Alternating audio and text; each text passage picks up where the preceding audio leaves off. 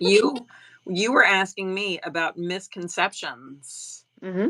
that people kind of deal with today. And I was saying that I think for a lot of practitioners in earlier decades, like the 80s and 90s, satanic panic, everybody was really concerned about evil, right? And, you know, daycare Satanists, blah blah blah. I'm being glib, but like these were really serious issues, right, for the people who were dealing with them.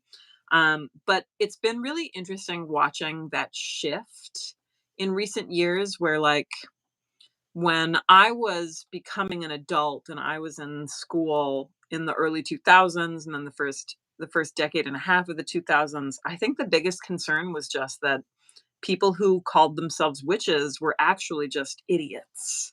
Right. Like that's the big misconception, is that uh, in um, in academic spaces, you might have heard of the marginalization thesis, which is this idea in magic that people who are drawn to magic are people who exist in deviant spaces, and they do magic because they don't have access to more conventional means of power. So, because they're marginalized, they can't participate in the mainstream stuff, right? Religion, or science or something like that. Right.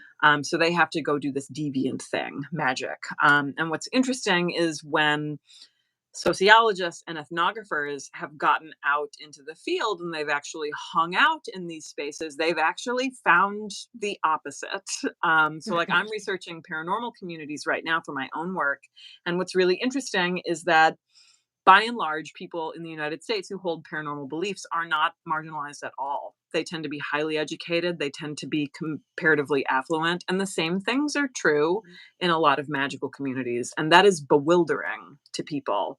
When you meet somebody, I don't know why you would meet somebody at the grocery store telling you that they're a witch, but hang with me for a second. Yeah. When you meet somebody at the grocery store who says that they're a witch, most people's first thought is, oh God, what's wrong with them? Maybe. That's not my first thought. That's probably not your first thought. But we have this idea that they've got to be crazy, or they've got to be uneducated, or they've got to be like mentally ill, right? And we've got all these kinds of pejoratives that we throw at people. But when you actually get into these spaces and in these communities, um, that stuff ends up really not being true at all when we're looking at the collective. So I would say that those are some of the bigger misconceptions that people are facing by and large. There's still people running around, I think, who are worried about witches being evil, right? Magic being evil. The devil is still a thing. I'm in the American Southeast. We've got a big evangelical population here. We've got a growing Catholic population here. Um, so those folks are still out there. But in my day to day, especially in academic spaces, mostly people just think that I'm flaky, or I must be like intellectually like compromised somehow. So yeah. Yeah, actually, and let's talk about that a little bit, the academic spaces, because when I first started researching about this and thinking about this and wanting to talk about witchcraft and magic as a phenomena, as a cultural, intangible cultural heritage, right? Um, one of the things I encountered in academic spaces was people kind of being like, "What? Like what? Actually?" Um, and that surprised me. It was one of those times where I encountered the wall of academic bias really, really hard and wasn't expecting it. So I kind of got bruised. Um, what is that like for you at this juncture in your career? Because you've been in academia for a while, you're pursuing this PhD, you've got like 3 books. How would you say that experience is for you now at this juncture? Maybe also even compared to when you first started out. Oh man. Um, well, I will say, academic bias is absolutely a thing. It's totally a thing. And I'm gonna say a bunch of stuff about like being a witch in academia. I want to preface it by saying that I don't think that I am marginalized. But like I am a middle class white woman. You know what I mean? Like we're definitely talking about a spectrum. I'm not trying to compare myself with like genuinely marginalized groups. There's a big difference between being like societally actively persecuted versus people just thinking you're weird and not worth hiring, right? Right, um, right, right. but the way it manifests for me, First of all, as a student, and I experienced this, I think a lot of probably students coming in to humanities programs, especially like a religious studies program or maybe an anthropology program, from unconventional religious backgrounds, they're going to see themselves not represented in classes. Most universities, you can't take a class in contemporary witchcraft, contemporary paganism, contemporary polytheism. You're not going to see that stuff. Um, where you might see it in, like, surveys of American religions. There will be, like, a week where the professor talks about something called the New Age, and maybe you'll get a mention in there, you know what I mean? Mm. But it probably won't be your particular brand of witchcraft. Academic spaces collectively are still very hung up on a particular moment in pagan history. They're hung up on, the 60s and 70s and 80s. A lot of the texts that I was reading when they would come up in classes would be like, here's an excerpt from this woman named Starhawk, right? And like, you're sitting there as a practitioner being like, this was written in 1979, right? And into the 80s. There's a lot of really different ideas out there now. Obviously, props to Starhawk, okay? But imagine if, like, you were going to study, I don't know, American evangelicalism and you stopped at like Jerry Falwell, right? That would be Right, weird. so, right, right, um, so like, as a student, it was always strange when my thing would come up in classes and it would either just be like not representative or sometimes it would just be factually incorrect, because even if you had a professor who was including this material in their survey class or whatever, they were never an expert in these movements, right? Their background would be in something broader, it would be in something totally different. So 99% of the time, if you're taking a class in a department and it touches on witchcraft, you're not being taught by somebody who has actually studied witchcraft in any like real way, um, with very, very rare exception. Now, as a PhD student, as an aspiring professional scholar, I'm having to think about the job market, right? And what I've heard over and over again is, we all know the academic job market, right? Like, it's the worst thing in the world. It's not the worst thing in the world, first of all. It's bad, but like, right. you know, there are like literal genocides happening. It's not the Yeah, worst thing in the yeah, world, yeah, that affluent, educated white people can't get affluent jobs. so, yeah. um, but being when I'm having conversations with my mentors about professionalization, having to hear things about like, you know, maybe toning it down a little bit. Nobody says it quite like that. Um, And my mentors, I adore my mentors. I know that they respect and support me, right? So this is not shade at my mentors. But they have to be practical. It's just like I don't Mm. actually have a kid, so I shouldn't say just like, but I certainly had, blue hair as a youngster and having like my parents say things to me like, who's gonna hire you? It's not that Right, my parents didn't want me to be who I was. It's that that's just a thing you have to think about. If you want to participate in a conventional space, and you're not doing the conventional thing, I right. mean, I have to face the reality that odds are I won't get a conventional job. And my strategy for that is to just, you know, not necessarily seek one.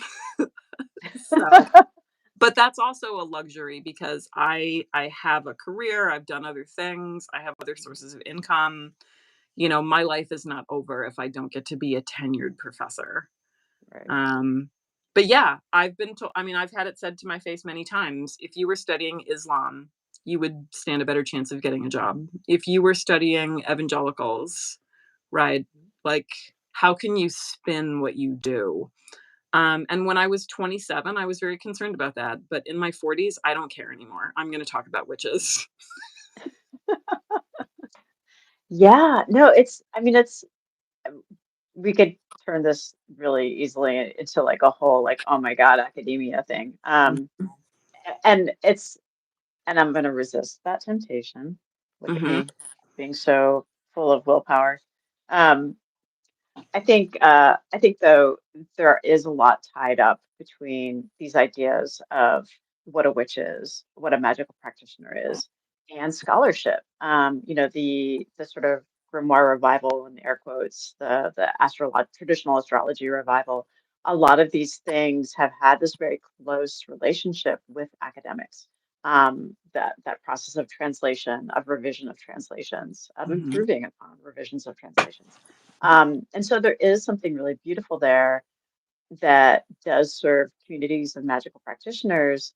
Um, but yeah, higher ed's in a crisis, and I think what happens to um, higher ed is like it's beyond the scope of witchcraft. That's for sure. Yeah. But but Exactly. Chas, thank you. Chas Clifton here in the chat. By the way, there are lots of resources if you're interested in pagan studies. Chas Clifton here below can help you out. So drop him a yes, line.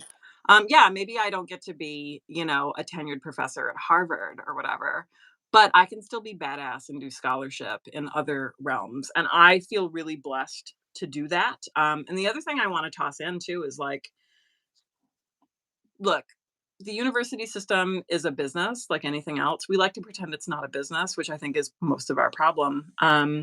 But given that it's a business, it's subject to particular sorts of rules. But that doesn't mean that it's not full of weirdos doing magic. It is yes. full of weirdos, right? I told you earlier in the stream that I'm studying paranormal communities. I'm spending a lot of time with William James right now, and maybe there's some of you in the chat right now who just groaned a little bit because you remember taking like, religious studies 101 or maybe even anthropology or sociology 101. And you only read the boring stuff. But William James was a freak and it was great. And I love him. But they don't tell you when you're reading, the first couple of lectures and varieties of religious experience that William James was instrumental in psychical research, right? Mm, William James was deeply invested in these questions. And I'm not saying that he was a believer necessarily, but academia is full of people doing really cool yep. stuff. It's just maybe they have to do it on the side, you know? Right. Or change who our audience is. And I think this is one of the Mhm. things that I've loved working about the podcast, Magic in the United States, is that um, because it's deliberately targeting non-academic audiences and also audiences who might not necessarily know anything about religious studies, magic, esotericism.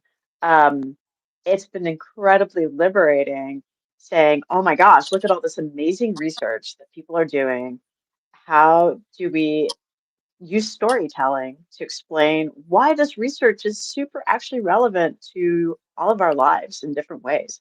And I think one of the things that I sort of hope for academia is that we actually start fostering that kind of philosophy towards, research, that you can have what feels like a really niche subject, but by gosh, if it's important to you, I there is a way that that is important actually to other people, and you just have to find them, and they're not going to Totally. be in academia, and it's okay. Well, and I see that in my teaching in academic spaces. So I did a little bit of adjuncting before I started my PhD program, and then in my particular program, I'm at Chapel Hill, and Chapel Hill loves to make all of us teach every semester. Like when you start, you are teaching recitations. Eventually, you've got your own classes. And of course, like I was in high school and elementary school settings before then, not talking about witchcraft there.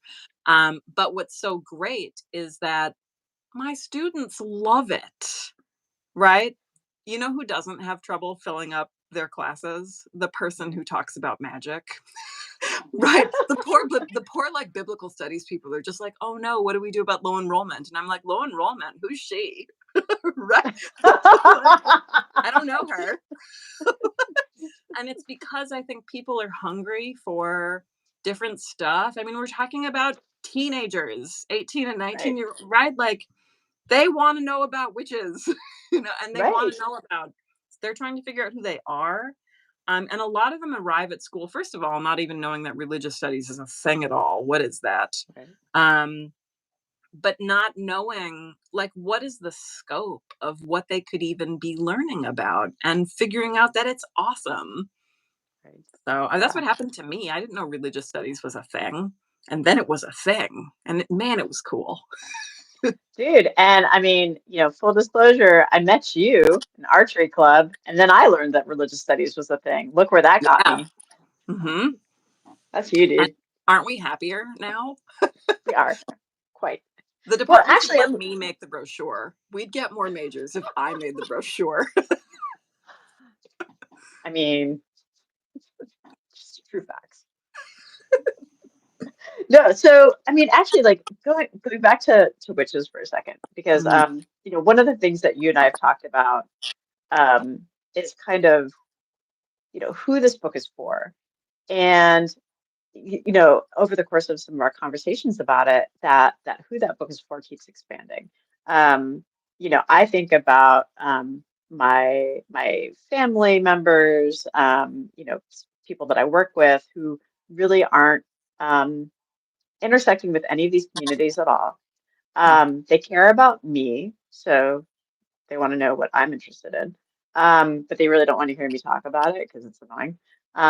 And then the flip side of that is I'll be on these Discord servers that are like, occult or esoteric Discord servers. And every couple of months, pretty regularly, conversations come up about like, oh my God, like how do you define what a witch even is? What even is witchcraft? And then somebody derails it by saying, well, what is magic? And then it gets way off the deep end. And then But you all have. you're right. And then we're just tired. We're really tired. Mhm. So um, so maybe this is a two-part question. You can take this however you want. One, like, who is this book for? And then two, what is a witch? Oh no, I asked the annoying question. I Oh, you did. did. That's okay. I had to think about this for a long time. Let's start with that one. All right. So in my previous books, particularly in The Witch's Path, which was written as a practitioner to other practitioners, I defined a witch as a particular kind of magic worker who was invested in. I had like four criteria, and I'm going to butcher it because I haven't read my own book in a while.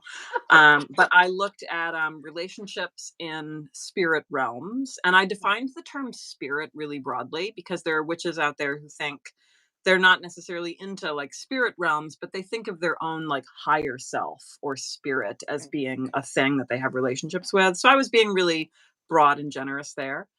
So I was looking at relationships in the spirit world. I was looking at shit. And I don't then I remember can what else I grab your said. book. Yeah. But fundamentally, I was thinking about magic users who are moving in these other kinds of magical spaces. And the critical thing that I really harp on in this new book, because I'm not writing with my practitioner hat on necessarily. And the thing that I think a lot of folks don't get about scholarship, and I didn't get, especially as an undergrad, I really wrestled with this, and I watch my students wrestle with this, is that scholars aren't police necessarily. If I'm doing ethnographic work on witches, which I've never done, but if I were, and I put out some kind of call, maybe I have a survey, or if I'm looking at internet forums, whatever it is, I don't get to actually be like, oop, not you. I know you Right. filled out my form, but I actually don't think you're a witch. So I'm not going to include you in my study. Like, we don't get to do that, Yeah. at least not if we're doing, I think, particularly effective scholarship. So the big criteria in this book is self-identification. This is the person at the grocery store. Again, why are you talking about witches at the grocery store? I don't know, Heather. That's weird. But if somebody tells you that they are a witch, if you go to a party or something, or you're reading a book, what are they likely to mean? And I decided to organize it in such a way where I thought about these witches in terms of categories. So when you meet somebody who tells you that they're a witch, there's a decent chance that they're using it in a religious sense. So, like, if you encounter somebody who maybe has a Wiccan background, or maybe these are those neo pagan witch folks who my professors were talking about when they're talking about Starhawk, right? They see witchcraft as being a particular religious expression. So, there's this group, and we could talk, that could be its own book and is its own myriad books written by other scholars. But then we also have this phenomenon that's coming more and more to the fore of the person who says that no, witchcraft is a secular practice. It's a trade. It's a thing that you do. It's a skill set. And those people might mean something very different. They're talking about a particular kind of like practical magic. But then you're also going to encounter people who see witchcraft as a fundamental kind of identity, who like, I was born into a witch family, or I have innate psychic powers. I was born a witch and then I discovered being a witch. Those people may or may not see what they're doing as religious, but they see it as somehow being inborn. They might use the language of ancestry or blood. In some witch communities, you'll hear people talk about having witch blood. And like those people are out there too, so they get to be included. And then there's a fourth group that I identified, and these are the folks who see witchcraft as being fundamentally a kind of claimed identity. These are the folks who are wearing the shirts that say things like, we're the granddaughters of the witches you couldn't burn. Where like, they might be other kinds of witches as well, but for a lot of these sorts of folks, witchcraft is tied up innately in a particular statement about identity. And it's often feminist, but not always. It's often queer, but not always. Sometimes it's ancestral, right? Sometimes it's very political, this idea that like, there's a little witch in every woman, right? Do you remember those bumper stickers? Right. That's this idea where a witch is just, this is a woman in total control of herself, right? Yeah. Remember those? Yeah. So and often in that fourth category, we're talking about folks who are thinking about witchcraft, maybe politically, but maybe also therapeutically, where witchcraft is, on TikTok, you might hear the phrase spicy psychology. Right? It's about adopting a particular way of thinking. And it's very reminiscent of like New Thought and some of the ideas we get through Theosophy. But all of these are different ways in which people define their witchcraft. So I set it up in such a way that I'm talking about these groups really broadly, with the understanding that most witches aren't going to fit cleanly into one of those, right? Like, right.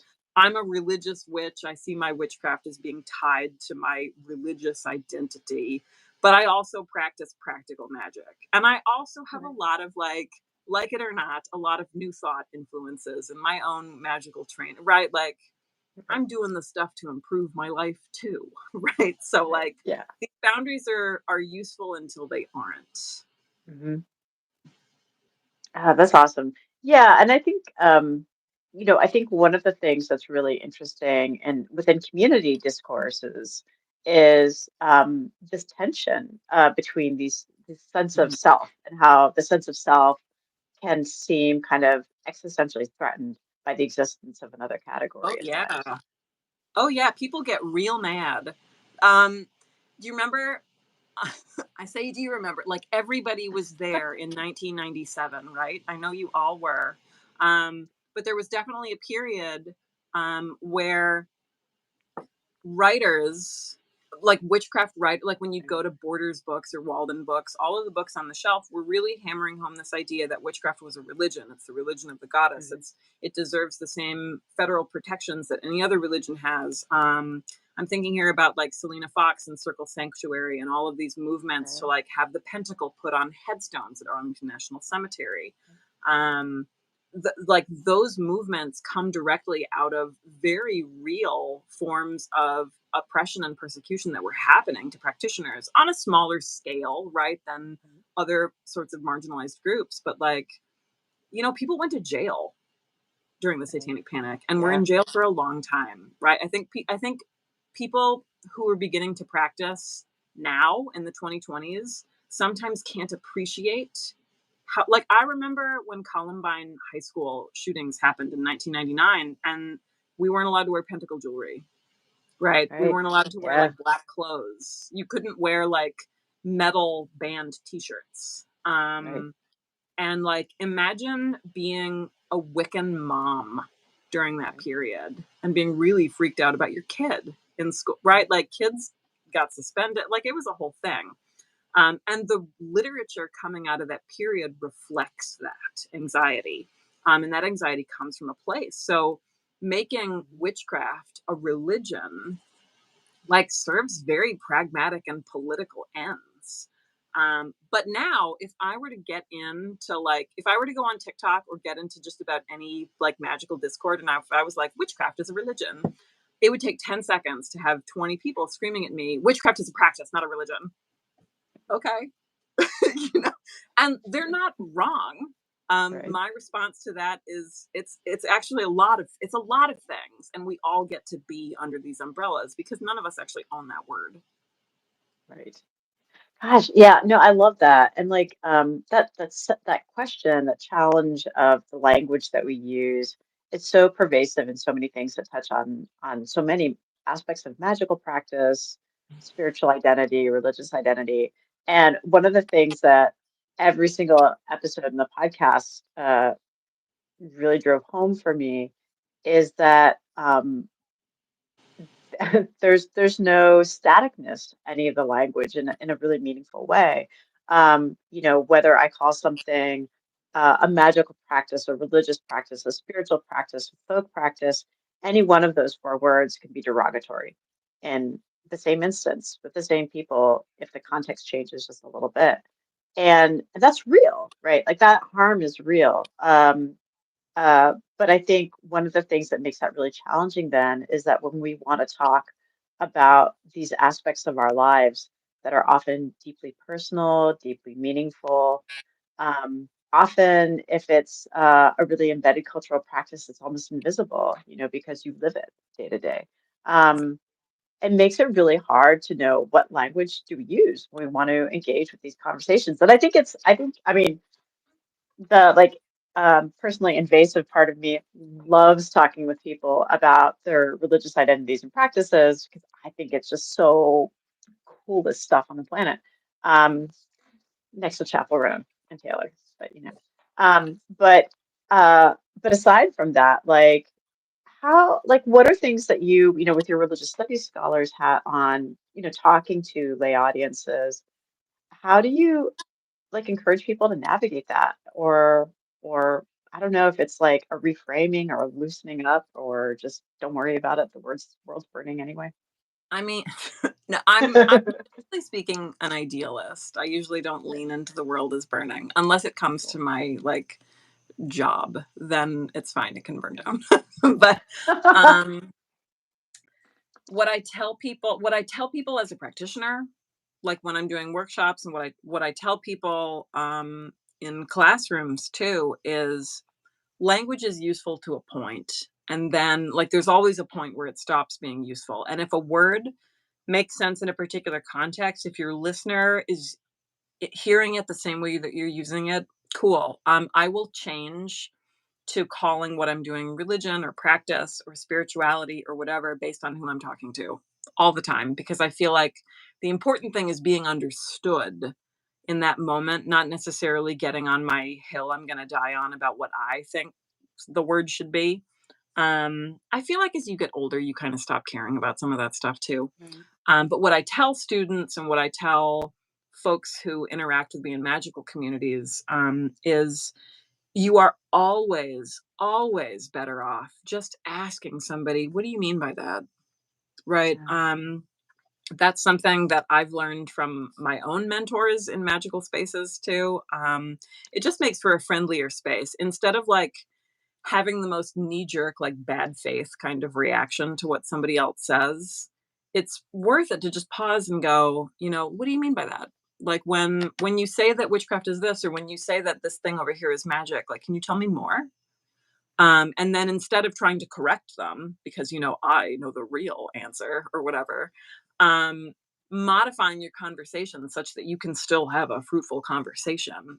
Because if I'm having a conversation with somebody and they're using the word spirituality, I have kind of a knee jerk reaction to that, Mhm. just because like one of the things I do in my scholarship, I study secularism and I study kind of the blurry spaces around like what's outside of religion. And one of the things that you figure out pretty quickly is that secularism is a political category and it Right. moves, right? We define different things as secular depending on who's in charge. So you can't be married to that. So folks who are really, really insistent about saying that they're like spiritual but not religious, for example.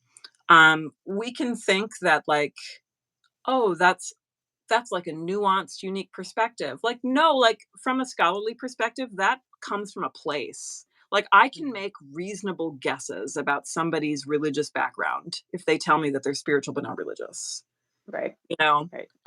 And I'm not going to be right all the time, but like it gives me a hint, right? It's kind of like how you can hang out with somebody in the first 10 minutes, you can be like, oh, you grew up evangelical, didn't you? Right? And Right. there's just like little tells. We all come with baggage, whether we're practitioners or we're scholars. We show up to the table with assumptions and baggage, and a lot of that shows up in our language. So when somebody insists that something is a spirituality, right, or it's an identity, oh, it's not a religion, I don't do this, it's much more efficient for me to just go, cool, totally. What do you think religion is so that I can, move around that?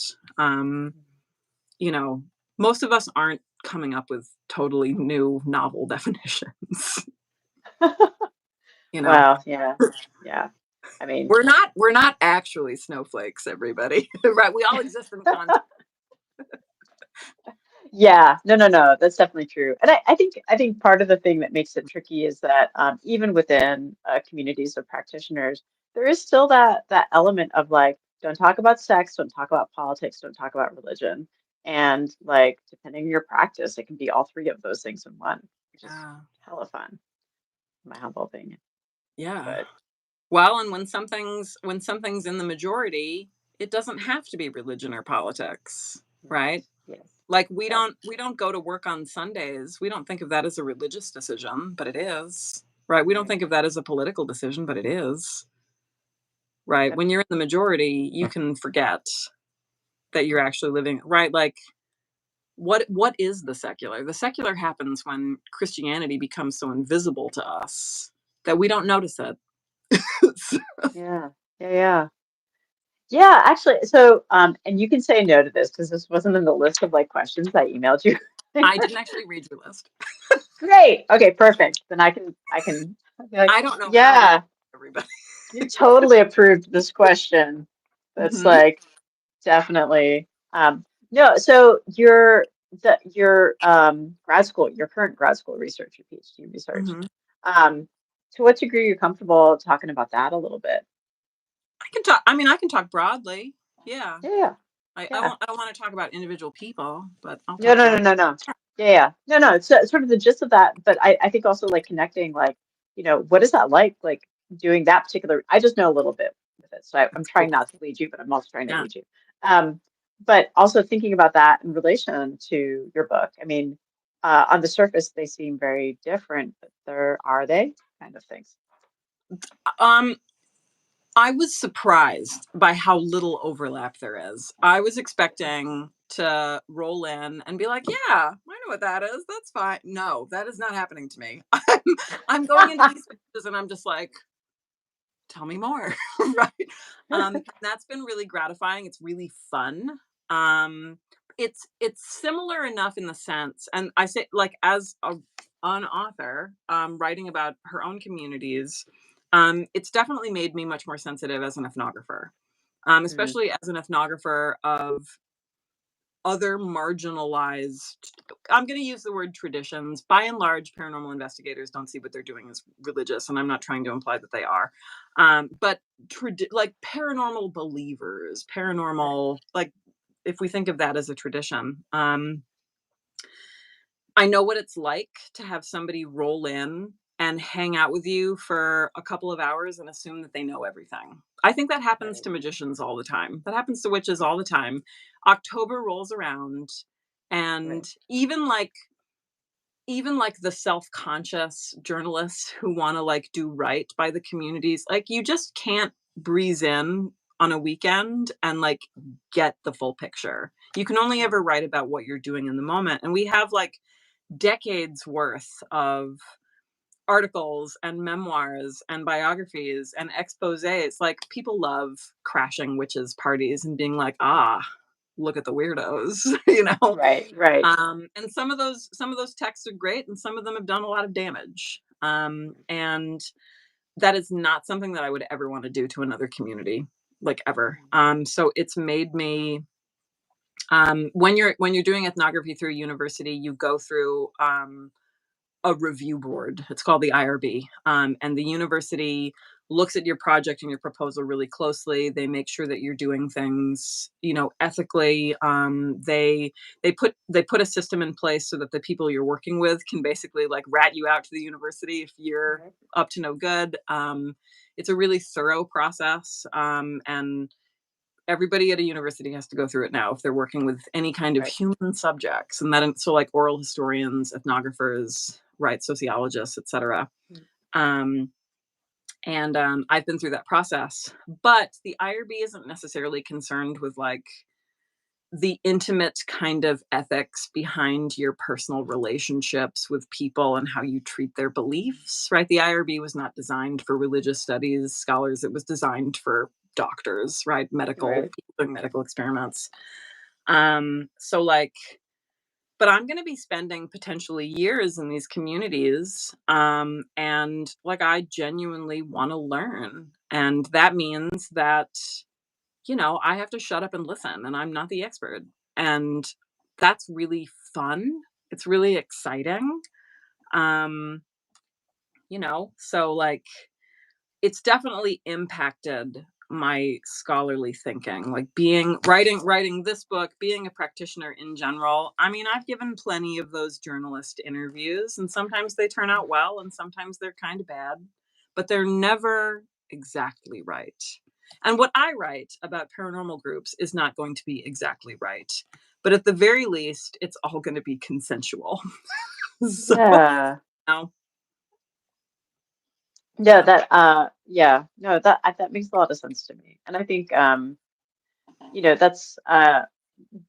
one of the things I was talking with a friend about the podcast and sort of my hopes for it. We're heading into the last season, and one of the things that I still get anxious about every single episode, every single interview is, oh my gosh, I need to do right by this person. Yeah. Um, and the thing that I've realized is that you can do background research and lit research and watch other interviews and things like that to try to make sure that you have the the kind of, I don't want to say bracketing in place because that has a particular meaning, but the kind of that, so that you can try to do that kind of ethical work.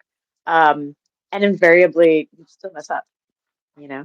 Oh yeah. And I think that's gotta be like, I don't know, like doing ethnographic research, that's gotta be like a really like kind of challenging but also rich space to kind of move through in terms of thinking about how do you get better at that kind of work. Yeah. Um, you Totally. know? Well, and I experienced this writing. I know you've been thinking about this a whole lot as you've been working on the podcast, but anytime you release a book, and I know I've got some authors here in the chat, you all know this. Anytime you release a book, somebody's mad at you because their thing isn't in it, or you didn't mention this one person, or I can't believe you didn't cite this book, or you completely overlooked this thing. The book is garbage, right? Like that's going to happen no matter what you write. You pick any book, read the reviews, there's going to be at least one star review that's going to be just like, this book is garbage, and it's going to be whatever for whatever reason. That's true about anything. And you just have to do the best you can.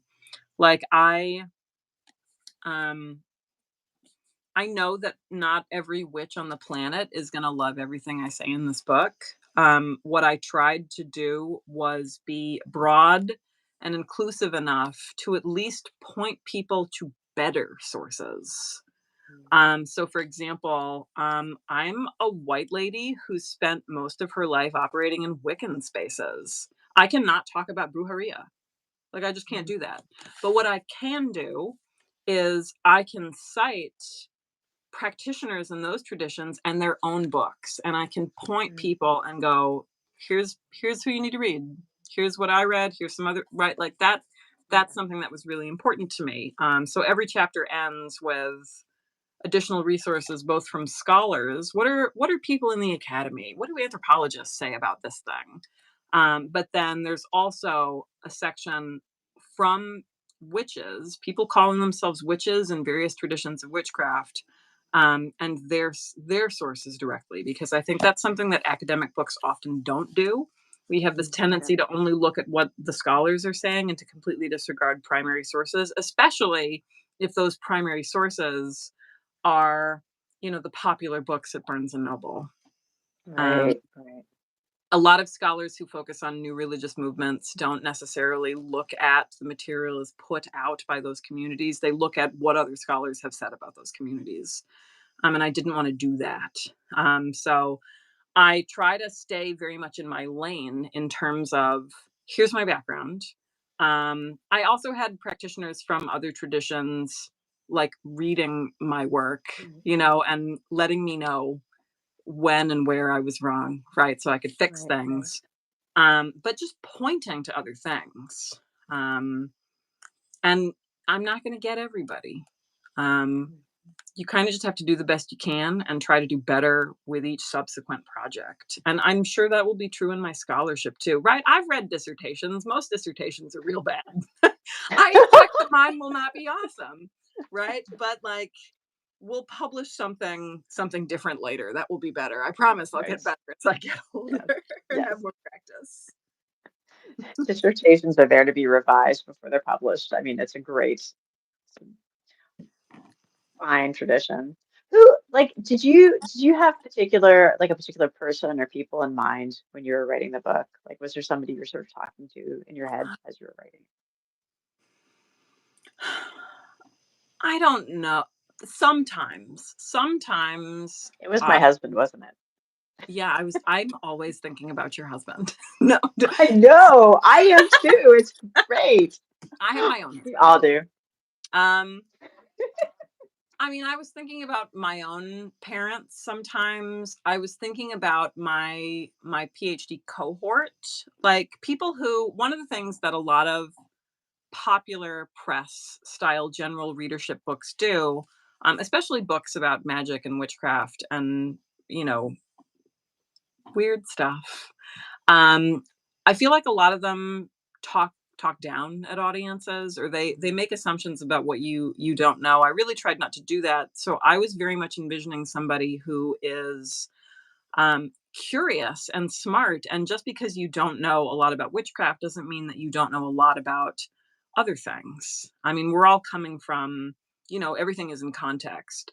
So I'm making the assumption that this person, like, they probably don't think that we're evil, right? Because they're not going to buy my book if they're just going to like throw it in a fire. That was something we were worried about in 1998, right? Like everybody had somebody whose mom threw their copy of Silver Ravenwolf into a fire somewhere. Um, but I was thinking about like just smart, curious people who weren't afraid to learn about something different. Um, if you've read any of my work before, you know that I use a lot of analogies. I like to draw comparisons where I can. Um, I often compare witchcraft to music, like genres of music. And I'm actually about to post a video on YouTube about this. I made it today about how like if somebody tells you that they play guitar, well, did they go to Juilliard? Did they study Mhm. jazz? Do they play in a combo? Are they classically trained? Or are they Kurt Cobain, like writing some of the most iconic songs ever written because they taught themselves, right? And those people are all equally guitar players, right? And they might be equally influential. Um, and that's how we need to approach, I think, magic and witchcraft, but probably religion as a whole, as like maybe some kind of spectrum where people are Mhm. involved in different ways. And I didn't want to make assumptions about what people may or may not already know where I didn't have to. Yeah. No, I love that. You know, there's so many people in my life that I think about giving this book to. And I know I made a joke about my husband, but he's one. I mean, when I first started getting interested in magic and occultism and witchcraft, I think he was it was a little bit hard for him. I'm like talking about him on the internet, and he's like not going I'm to sure see he it. I'm sure he loves that. He secretly does. Yeah. Um, but I think but then I also think about people like if my mom had been alive, like when I got interested in this stuff, it absolutely would be, Mhm. witchcraft for my mom. And and so yeah, no, I'm really, really excited about this book. I'm really excited about the the the work I think it's gonna do that I hope so. we've been trying to do in the podcast, and I think it's gonna do it for a really big audience. I hope so. I think, when I was first in conversation with Llewellyn about this book, and it's different for Llewellyn, right? Llewellyn is not an academic publisher, and it's not an academic book, okay? But it's written with an academic background. Like Mhm. it's going to be obvious that like I spent too much time in a college library somewhere. But I was comparing it to Scott Cunningham's The Truth About Witchcraft Today. Um, and that book was even a little bit before my time. Um, and when you read it now, it's still in print, it still circulates, it still shows up on recommended reading lists. Even that book has like rituals in it, Right. right? And like my mom doesn't want that, Right. right? My therapist doesn't want that. And Llewellyn is like their niche, something they do really well is like how-to guides, practitioner guides. Right. They want you on your way, right? Like Right. rituals, spells, what next steps do you take? That's what they do, is they're there to help Mhm. practitioners. They're not necessarily thinking about like, what does the military chaplain need to know?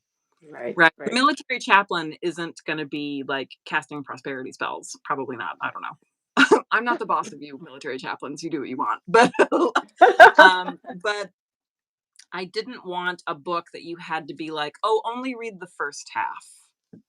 Skip the second half, it's all spells and rituals." Right. I wanted something that you could give to, a coworker or something without a lot of caveats and without having to be like, well, it's about Wicca. I'm not Wiccan, but it'll give you the idea. Like I didn't want to Right. write from a Wiccan perspective either. So I also had to take my high priestess hat off. Um, and that got weird too. So, you know, but I do think that there isn't really anything like it right now, at least in this accessible kind of way. There's lots of really wonderful academic books about like contemporary witchcraft surveys. I shouldn't say lots. There aren't necessarily lots, but there are more. There are an Right. Right. increasing number of them. But I wanted something that you could pay 20 bucks for, maybe less, and it wouldn't be a big deal. And you get it at Barnes and Noble. It wouldn't be like a, hunting something down on Bloomsbury Academic and Right. like Oh having to gosh. sell a kidney to afford it. So, mhm. Me and my kidneys appreciate that. Yeah, I only got like three left. So, We should talk about that. I know a specialist. Um, Thorn Mooney, you're so amazing. First, where can people find you? I think you How can are. yeah, You never have to you leave you. are. You're already on YouTube. So you can just mosey on over to my YouTube channel if you want. That's where I was born. Mhm. I've been on YouTube for like 12 years, maybe more. I feel like I started in like 2011. When was that? That was like 13 years ago. Yeah. Yeah. Um, and I go through periods where I post a lot and periods where I don't post a ton, but I'm always like skulking on YouTube. So if you search Thorn Mooney on YouTube, I think my handle is drawing Kenaz, but just type Mhm. in Thorn, it'll come right up. Um, the books you can get anywhere. You can pick your favorite bookstore. You can go to your indie. You can buy it on wherever. And if you want to hang out with me on TikTok or Instagram, I'm Thorn the Witch. So, Your book yay. comes out October 8th. October 8th. And actually, Heather Freeman here, if you happen to be in the Raleigh area or you're in North Carolina and you want an adventure, you should come to Quail Ridge Books and you should watch Heather Freeman hang out with me for the launch. Look, the Um, tech might even be better. you won't need tech at all. We're going to sit there in little chairs. We're going to sip tea or something because tea is actually gross. And we're going to talk about witches. And it'll be a lot of fun. I'm really stoked about it. It's going to be fun having a book out in October. I'm already getting Yeah. asked to do like unhinged things and appear on things. It's so fun. October is so great. Yeah. Oh man. Well, I'm super excited for Quail Ridge, and I'm super super excited for this book, and also to hear more about your paranormal stuff someday over a beverage of our choice. Yeah. It'll be a few years for the paranormal stuff because I want to do good work. Um, but yeah, I'm really stoked. I'm really stoked about that. I've met some awesome people. I've learned a whole lot. Um, and it's made me, I think, smarter about studying witchcraft communities too. Hmm. So yeah, I appreciate you all, and I appreciate everybody who came. Yeah, thank you everyone for, humoring all the tech things, Yeah, and us. oh gosh, and have a lovely rest of our Thursday night. I hope everybody gets through Mercury retrograde better than some of the rest of us, if you subscribe to that. And yeah, thank you. Huzzah. All right, how do I close this now? Oh my We gosh, don't know. I, We're here we don't forever. know. I'm just gonna like be brushing my teeth here in the I morning. love that you pull your glasses up. Like, I like my I need quad focals, I think. Like nothing is in focus. My I'm so glad glasses do look we're on really cute forever though. on the internet. All right, screw this. I'm hitting the X. Bye.